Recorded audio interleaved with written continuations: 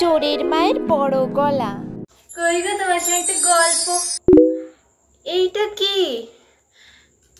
এইটা তুমি কোথায় কিনলে জানো তো? এরকম একটা ব্যাগ আমার ছিল, হারিয়ে গেছে। এরকম ব্যাগ তুমি কোথায় পেলে? কোথায়? তুমি ওটা রাখো তো বাবু, আমি ওটা পাড়ার মোড়ের দোকান থেকে কিনেছিলাম। পাড়ার মোড়ের দোকানে? কিন্তু এইরকম ব্যাগ তো ওখানে বিক্রি হয় না। এবার কি বলবো, আমি ধরে ফেলেছি। মোট ওই ব্যাগটা আমি ওখানে রাখতে গেলাম, এবার আমি গোজামিল দিদি। হ্যাঁ কই গো, কি ভাবছো কি? জানো তো আমার ওই ব্যাগটার মধ্যে না পেনের কালির একটা চিহ্ন ছিল, দেখি তো ওটা আছে কিনা এর মধ্যে। এই তো দেখো, তুমি দেখো, এই দেখো, দেখতে পেয়েছো?